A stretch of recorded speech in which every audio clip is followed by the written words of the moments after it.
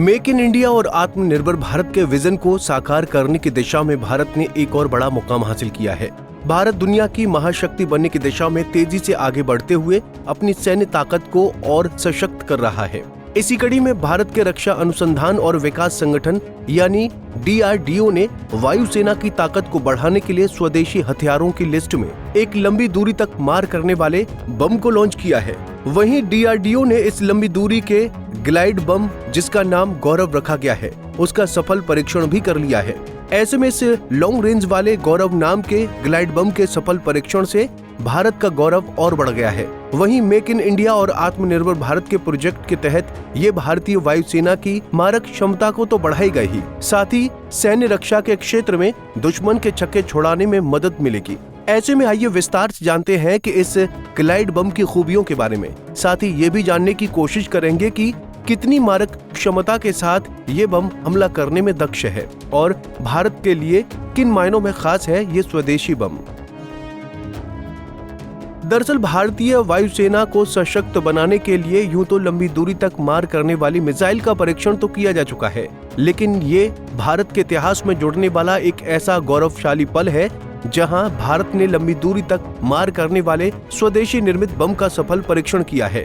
रक्षा अनुसंधान एवं विकास संगठन यानी DRDO ने देश में ही विकसित किया गया लॉन्ग रेंज ग्लाइड बम का सफलतापूर्वक परीक्षण कर दुनिया को भारत की रक्षा क्षमताओं का नया परिचय दिया है।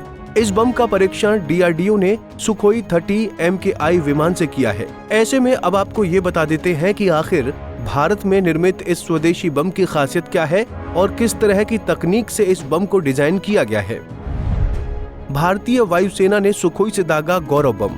DRDO द्वारा लॉन्च इस लंबी दूरी की मारक क्षमता वाले बम का नाम गौरव रखा गया है। इस बम का परीक्षण 8 से 10 अप्रैल के बीच चांदीपुर के इंटीग्रेटेड टेस्ट रेंज अनुसंधान केंद्र इमारत DRDO से किया गया है। इस ट्रायल के दौरान भारतीय वायुसेना के वरिष्ठ अधिकारी सहित अनुसंधान केंद्र यानी DRDO के अधिकारी मौजूद रहे। जब इस बम का ट्रायल किया जा रहा था तो इसे अलग अलग कई स्टेशनों पर ले जाया गया था।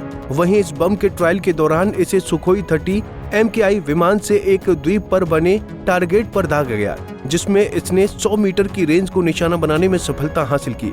ऐसे में ये स्वदेशी बम, जो कि आधुनिक तकनीक से लैस है, उसने अपनी प्रभावशाली क्षमता को बड़ी ही एक्यूरेसी के साथ प्रदर्शित कर दिखाया। वहीं इस बम को लड़ाकू विमानों से लॉन्च किया जा सकता है, जिससे दुश्मन की सीमा में घुसने की जरूरत नहीं पड़ती और टारगेट को सटीकता से निशाना बनाया जा सकता है। वहीं अगर इस लंबी दूरी के ग्लाइड बम गौरव की खासियत को देखा जाए तो स्वदेशी लॉन्ग रेंज बम की खासियत पूरी तरह भारत में निर्मित। इस बम की डिजाइन से लेकर डेवलपमेंट तक का सारा कार्य देश के वैज्ञानिकों द्वारा किया गया है, जिसमें अनुसंधान केंद्र इमारत, आयुध अनुसंधान एवं विकास प्रतिष्ठान और इंटीग्रेटेड टेस्ट रेंज चांदीपुर द्वारा संयुक्त रूप से डिजाइन किया गया है। इसके अलावा इस डिफेंस बम के सफल परीक्षण व विकास में डेवलपमेंट कम प्रोडक्शन पार्टनर्स के रूप में Adani defence system and technologies, Bharat force सहित कई MSME कंपनियों की साझेदारी रही है। लंबी मारक क्षमता। ये 1000 किलोमीटर वर्ग का ग्लाइड बम 100 किलोमीटर से ज्यादा की दूरी तक लक्ष्य को आसानी से भेद सकता है। वहीं लॉन्ग रेंज ग्लाइड बम की खासियत ये भी है कि इसके पंख इसे विमान से जोड़े जाने के बाद ग्लाइड करने में बड़ी मदद करते हैं, जिससे लक्ष्य को निशाना बनाने में भी मदद मिलती है। सटीक निशाना। GPS आधारित नेविगेशन सिस्टम की मदद से ये बम बहुत अधिक सटीकता से काम करता है, जिसके लिए ये GPS डेटा का कॉम्बिनेशन इस्तेमाल करता है, जिससे लंबी दूरी तक के लक्ष्य को साधने में आसानी होती है। इसकी मदद से दुश्मन के ठिकानों और बंकरों और रडार स्टेशनों पर आसानी से निशाना बनाकर हमला किया जा सकता है। कम ऊंचाई से लॉन्च करने की क्षमता। इसे कम ऊंचाई से भी छोड़ा जा सकता है, जिससे बिना दुश्मन की नजर में आए हमले संभव है।